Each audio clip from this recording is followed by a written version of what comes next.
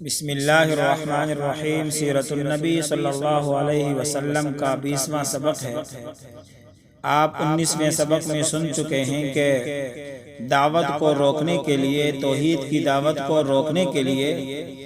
انہوں نے کیا طریقہ کار اختیار کیا کہ راستے میں بیٹھ کر رسول اللہ صلی اللہ علیہ وسلم کی دعوت میں کیا رکاوٹیں ڈالتے تھے۔ آج کی اس نشست میں ہم یہ دیکھیں گے کہ پھر جب ان کا وہ والا انداز اور ان کا وہ والا پروپیگنڈا کام نہیں آیا اور دعوت مسلسل بڑھتی رہی، تو انہوں نے چند اور طریقے اپنائے جس کے ذریعے سے یہ توحید کی دعوت کو روکنا چاہتے تھے، وحی کے پیغام عالمگیر کو روکنا چاہتے تھے۔ ان میں سے ان کے مشہور 4 طریقے ہیں۔ نمبر 1، ہنسی، مذاق، ٹٹا، تحقیر، استہزاء اور تکذیب کرنا۔ نمبر 2، دوسرا یہ کہ جو ہے وہ شکوک اور شبہات پیدا کرنا، پروپیگنڈا کرنا۔ اور نمبر 3، وہ قرآن اور وحی کے مقابلے میں قصے اور کہانیاں پیش کرنا۔ اور نمبر 4، باقاعدہ طور پر کچھ لو اور کچھ دو کے اصول کو اپنانا، کچھ ہماری مانو، کچھ ہم آپ کی مانو۔ یہ 4 طریقے انہوں نے اپنائے رسول اللہ صلی اللہ علیہ وسلم کی دعوت کو روکنے کے لیے۔ پہلا طریقہ مثال کے طور پر ہنسی کا ہے، ٹھٹا، تسخیرہ کا۔ قرآن کریم نے اس کے اوپر جو ہے نا وہ ارشاد فرمایا، ان الذین اجرموا کانوا من الذین آمنوا یضحکون۔ یہ جو کافر لوگ ہیں، مجرم، یہ ایمان والوں کے ساتھ ہنسی مذاق اور مسخرے کرتے ہیں، اور جب ان کے پاس سے گزرتے ہیں تو یہ اشارے کرتے ہیں، اور جب اپنے گھر والوں کے پاس آتے ہیں تو اپنے ان حرکات پر خوش ہوتے ہیں۔ اسی کے علاوہ آپ جو ہے نا ھذا ساحر کذاب کہا، اس کے ساتھ ساتھ کہا انک لمجنون کہا، اور اسی طرح جو ہے نا وہ وَيَقُولُونَ إِنَّهُ لَمَجْنُونَ کہا، اور اس کے علاوہ ساتھ لوگوں میں اعلان کرتے تھے کہ ہمارے ہوتے ہوئے یہ ہم میں سے کیسے نبی بن گئے اور اس پر کیسے وحی اتری۔ أَهَٰؤُلَاءِ مَنَّ اللَّهُ عَلَيْهِم مِّن بَيْنِنَا،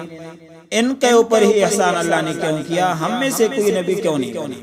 لہٰذا لوگوں میں رسول اللہ صلی اللہ علیہ وسلم کی عظمت کو گھٹانے کے لیے یہ ہنسی اور یہ طریقہ کار اپنایا۔ دوسرا طریقہ انہوں نے شکوک اور شبہات کا اپنایا، اور لوگوں کو کہا کرتے تھے کہ ان ھذا الا اساطیر الاولین، یہ پہلے لوگوں کے قصے کہانیاں سناتا ہے، اور یہ خود نہیں بلکہ دوسری قوم آتی ہے، وَأَعَانَهُ عَلَيْهِ قَوْمٌ آخَرُونَ، دوسری قوم اس کے ساتھ مدد کرتی ہے۔ پھر یہ لکھتے ہیں صبح و شام کسی جگہ بیٹھ کر، اور پھر یہ کسی بندے سے سیکھ کر انما يعلمه بشر، سیکھ کر آتے ہیں اور پھر کہتے ہیں یہ آسمان سے وحی نازل ہوئی ہے۔ ہمارے یہ بھی انسان ہے، بازاروں میں چلتا پھرتا ہے، کھاتا پیتا ہے، اور پھر ہم میں سے ہوتے ہوئے بھی آ کر کہتا ہے کہ مجھ پر وحی نازل ہوئی۔ تیسرا طریقہ ان کو دعوت کو روکنے کا جو ہے نا وہ باقاعدہ رسول اللہ کی دعوت کے مقابلے میں اپنے من گڑت اور بادشاہوں کے قصے پیش کرنا۔ اس کام کے لیے باقاعدہ انہوں نے ایک آدمی مقرر کیا، نضر بن حارث، اور اس کا کام یہ تھا کہ وہ جاتا تھا اور جو ہے نا وہ رستم اور اسفندیار کے قصے لکھ کر لاتا تھا، سن کر یاد کرتا تھا، اور پھر آ کر خود بھی اپنی ٹیم کو بھی اور اپنے ساتھ لونڈیوں کو بھی تیار کرتا تھا، عورتوں کو، کہ جہاں جہاں رسول اللہ صلی اللہ علیہ وسلم دعوت دے وہاں اس کے بعد آپ پہنچیں اور لوگوں کو کہیں کہ ان کی دعوت کے مقابلے میں یہ جو ہمارے پاس قصے کہانیاں ہیں یہ بہت عمدہ ہیں اور یہ سچی ہیں، لوگ ان کو سنتے۔ اس کے ساتھ ساتھ انہوں نے جو ہے وہ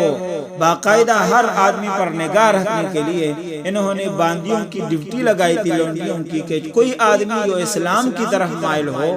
اس پر نظر رکھیں، اور اگر وہ مائل ہو تو اس کے پاس جا کر اس کے قصے کہانیاں سنا کر اس کو اسلام سے روکیں۔ لہٰذا اس کی باندیاں، لونڈیاں وہاں جا کر اس کو کھلاتی پلاتی بھی، اپنا خرچ کرتی، لیکن اسلام سے روکتی۔ اور چوتھا طریقہ کار محاذرائی کا یہ تھا کہ انہوں نے باقاعدہ طور پر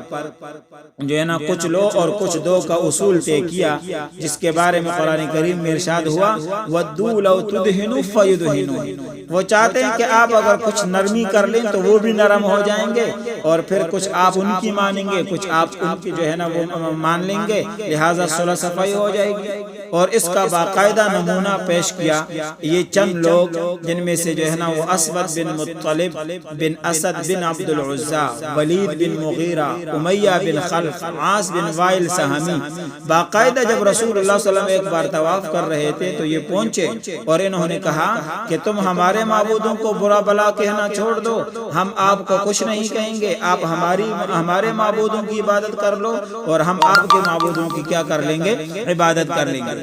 جب انہوں نے یہ تجویز پیش کی تو رسول اللہ صلی اللہ علیہ وسلم پر فوراً جو ہے نا آسمانوں سے پوری سورت نازل ہوئی، قل یا ایھا الکافرون لا اعبد ما تعبدون، کہہ دو ان کافروں کو کہ تم جس کی عبادت کرتے ہو میں نہیں کر سکتا اس کی عبادت، جس طرح کی تم عبادت کرتے ہو اس طرح کی میں نہیں کر سکتا، تمہارے لیے تمہارا دین ہے، ہمارے لیے میرا دین ہے، یہ نہیں ہو سکتا کہ کچھ لو اور کچھ دو کے تحت میں کچھ آپ کی بات مان لوں۔ آپ کی بات ماننا، آپ کے ساتھ کمپرومائز کرنا توحید کو مشکوک بنانا ہے، اور توحید تو خالص چیز ہے، اور دین تو خالص ہے کہ جو اللہ کے لیے، الا للہ الدین الخالص۔